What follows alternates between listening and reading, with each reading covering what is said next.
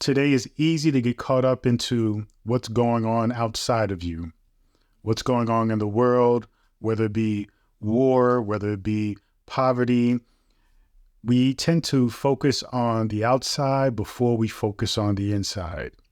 And what we tend to do is we look at the outside as a way of dictating or influencing how we feel on the inside, when in fact it's supposed to be the other way around.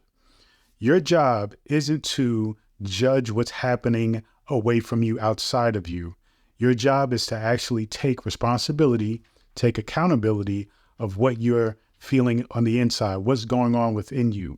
Because believe it or not, that dictates exactly what you hear, see, perceive on the outside. Not to say that we want to neglect any harm that's coming to other people or any bad situations or the difficulties or the traumatic events or things that's going on around us in the world. But it gives us a different point of view where we're more mindful as to what's going on within you versus what's going on without you, outside of you. So as you focus within, it is key to understand that this path of spirituality is about owning your role in everything that's happening, owning how you can manipulate, change, influence, inspire, motivate, right? How you, in your bubble, in your reality, in your universe, how you can actually influence and inspire others.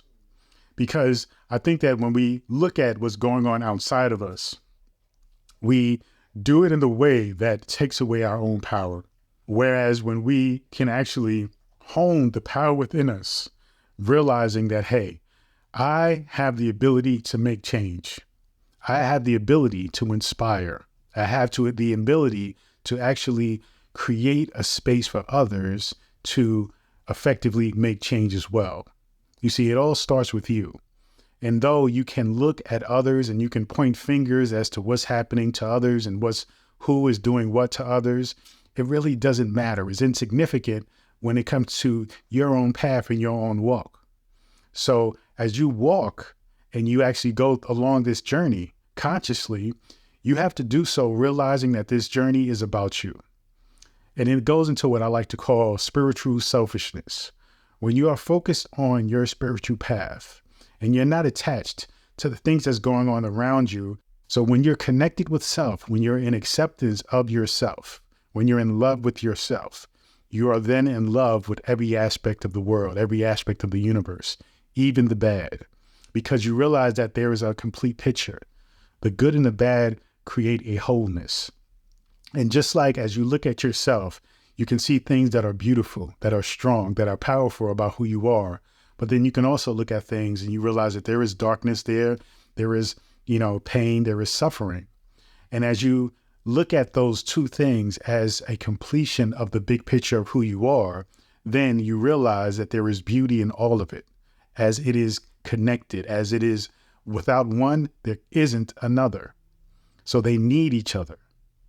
And as you take in that perspective toward yourself, then it expresses itself outside towards everything else. And now that doesn't mean we just simply accept the horrors of the world. What it means, though, is that we realize that though it is part of the grand scheme of things, the big picture, that we are coming from a more powerful place when we own and accept who we are completely. And we see how to change, influence those horrors of the world in a different way, rather than just being more upset, more pissed off, more agitated, more fearful. Because when you are 100% with yourself, when you own yourself, when you are complete with yourself, it takes away things like fear. It takes away things like inadequacies, insecurities. And it allows you to realize that though these things are here and we should work to get rid of them in some way, change them in some way, that without your understanding of self, it can't happen, right? Without your understanding of self, you can't be a good leader or influencer when it comes to the change of those things. So focus more on yourself rather than letting what's going on outside of you be a influencer of what's going on within you. So switch it. Make sure that you are influencing the world rather than letting the world influence you. Because if you're letting the world influence you, then you're not going to win. You're not going to feel at peace. You're not going to feel great and fulfilled. But when you focus on your personal fulfillment and then you let that vibrate out and radiate out into the world around you, then you create positive change and you actually influence the world in a positive way. You see, that's what it comes down to.